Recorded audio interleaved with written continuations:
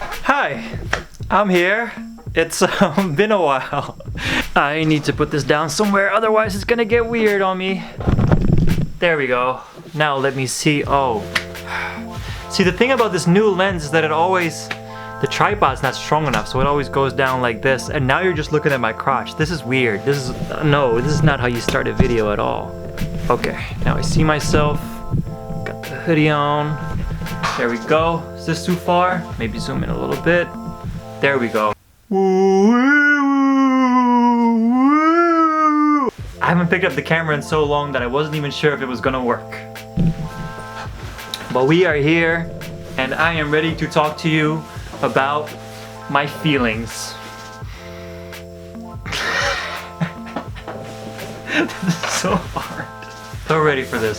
Okay, so I am sitting before you in the comfort of my own home, wearing a jacket because that thing was too loud. But now that I think about it, this jacket actually makes a lot of these noises. So actually it's not even a super great idea to use a jacket anyway, but hey, we're here. Mostly I was wearing this getup because I was recording, and when I was recording I wasn't even using the jacket. I was just cold. When I record, I'm cold. So if you ever listen to my songs that were made during a cold period, know that I was cold during the recording of that. There's one song that I never named called BK5. It's BK5 because it was the 5th song that I made in Bangkok. And I was in Bangkok wearing nothing in my hostel. My 2 friends were out. They were doing something. I was sick, I think. I got sick. We were a band of makeshift friends that met on a boat in Thailand going to Koh Chang. And then we were staying somewhere in like this bungalow type of place, and one morning I was feeling sick. I think I threw up, and then they went out without me, and I had taken a shower and realized that I didn't have any of my clothes laying around. So I was naked, but I was like, whatever, my friends are not here, I'm not going out or anywhere, so it's cool to be naked. And then I didn't have anything to do, but I did have my laptop, so I recorded a song naked that I almost forgot about this, that I then 2 days later performed right there in Bangkok. Well, not in Bangkok. Why was it called BK5? It wasn't recorded in Bangkok. I called the files BK because I started in Bangkok. Whatever, doesn't matter. The song is BK5. It was actually made in Koh Chang. And so I performed that song. There was a place called Heaven something, and they gave out free drinks between the hour of 7 and 8 or whatever. If you've ever been to Thailand, it's a gimmick that they use there where they serve drinks in this little bucket. You don't know what kind of drinks inside. It's probably not the best for you, but it gets the job done. And so after one night of partying there, I asked the owner, hey, can I perform here? I perform, I do rap. And he was like, yeah, tomorrow. I'm like, all right. So I performed my naked recorded song out there, BK5, and people loved the song. And even though people liked it a lot, for some reason for me, I was never able to take the song seriously because I remembered that I recorded naked, hunched over, feeling sick in a microphone like this. Yay, we all feeling the bright lights, we singing out. Yay! Actually, can I find it on my thing? Been a while since I made a video, but now that I'm doing it, I'm actually having fun. I'm not gonna lie, this is fun. Yes! That's the one. Oh, I found it! Yo, the master is so bad, but I'm gonna play it for you right now. Alright? Right now. Yeah. I might still use this beat. This beat is fire. Alright.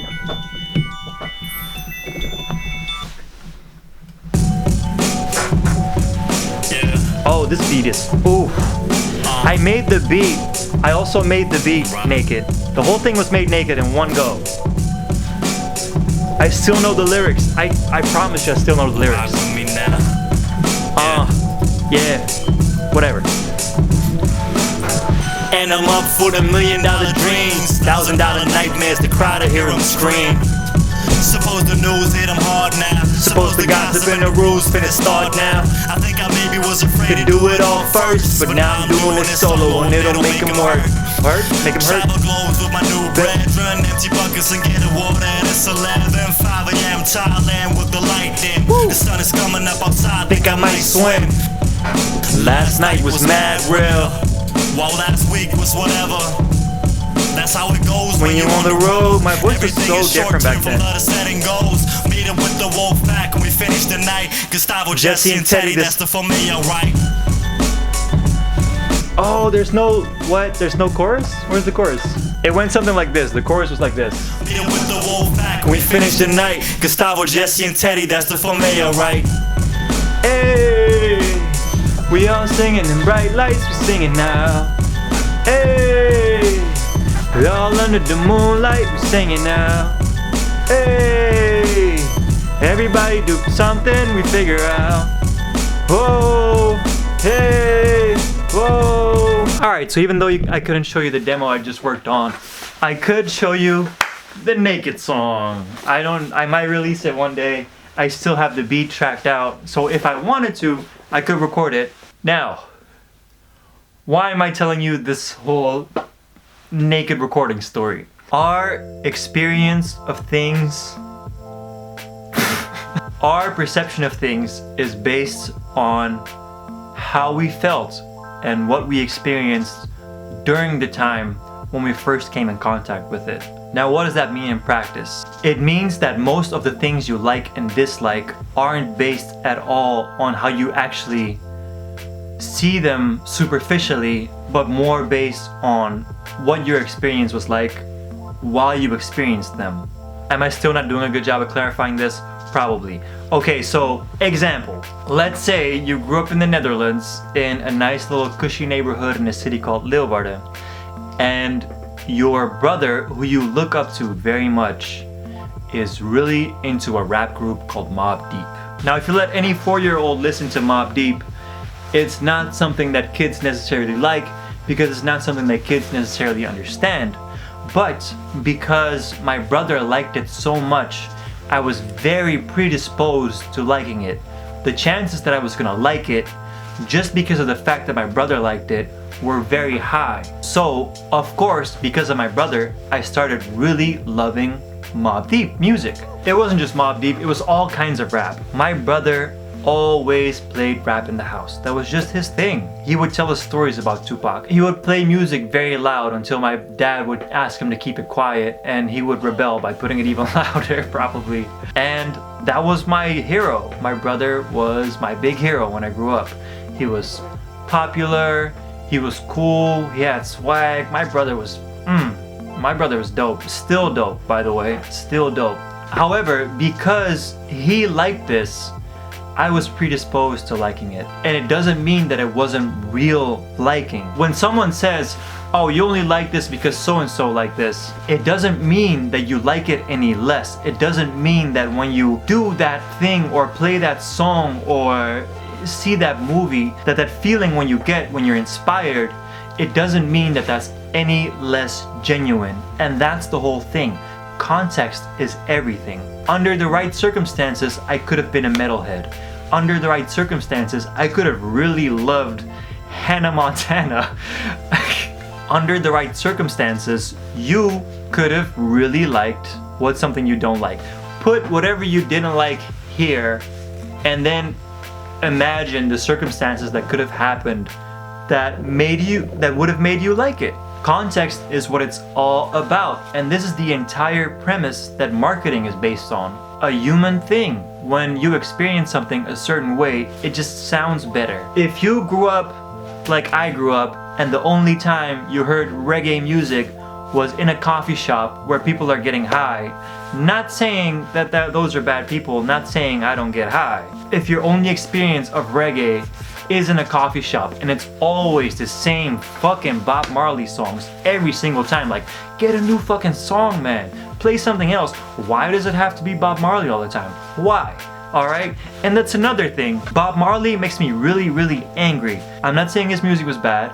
I'm just saying that Bob Marley was a very premeditated thing by a very big American record label as a product and sold it. Alright, Bob Marley was very, very commodified. I'm probably way out of bounds here and I might be completely wrong, but I know the documentary I saw about him, and I know that it was a group of white guys that were like, alright, we're gonna make the cover a lighter to make it seem rock and roll to appeal to the white audience, and then we're gonna sell them on this exotic experience. And once again, I'm not downplaying that Bob Marley was a great artist. I'm not downplaying that Bob Marley had a great influence on the culture, but I'm saying the reason that Bob Marley got so big with international audience and managed to hit beyond just the scope of his community was marketing, and was that context that we were given. And I don't know why I feel bad about it, because it shouldn't. Once again, like I just said, just because you like it because it was marketed properly to you as a Westerner doesn't mean it's not real liking. Doesn't mean you don't really like it and you don't really feel those endorphins and feel inspired when you listen to it. But it still makes me feel wrong to be sold on something. And I don't quite understand why I have such a rebellious feeling.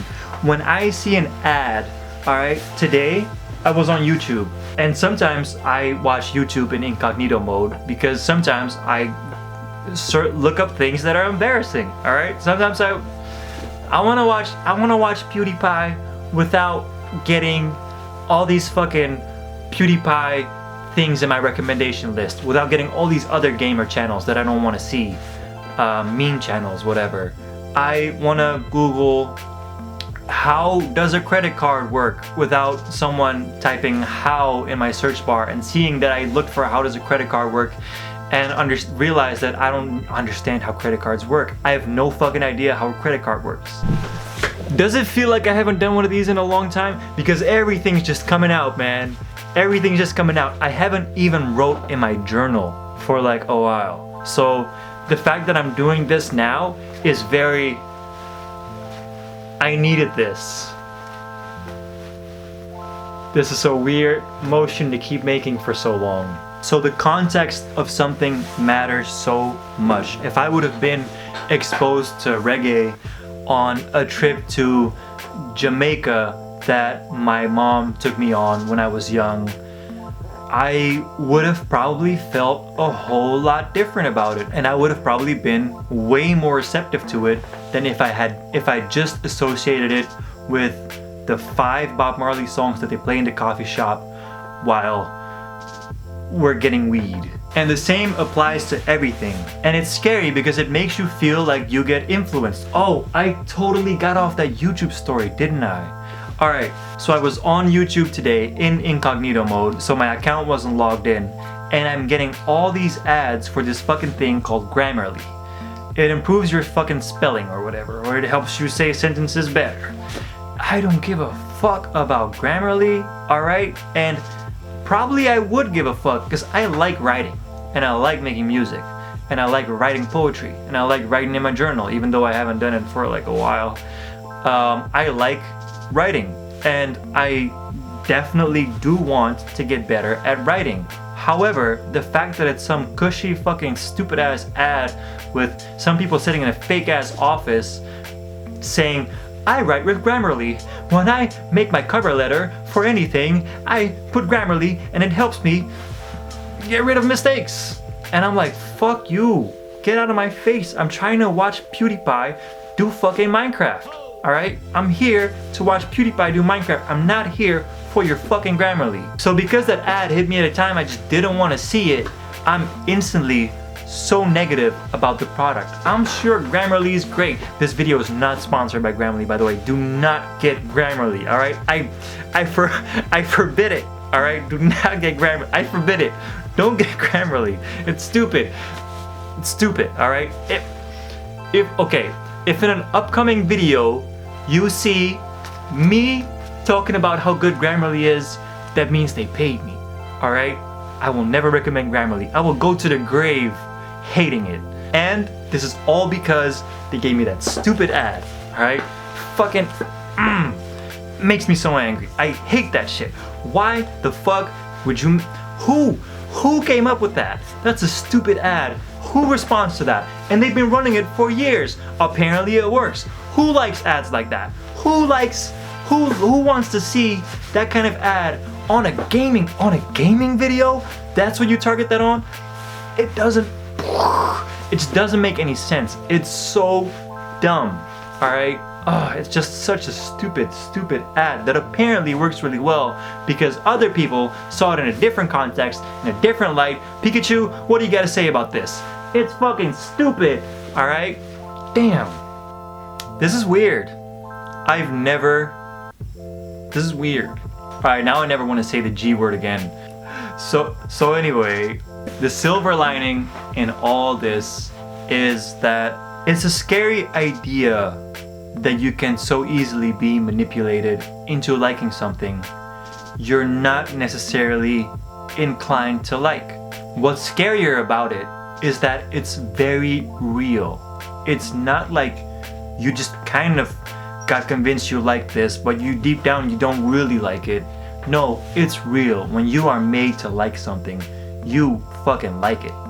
That's it. You like that thing. Alright? That thing makes you happy. And is that bad? No, not necessarily.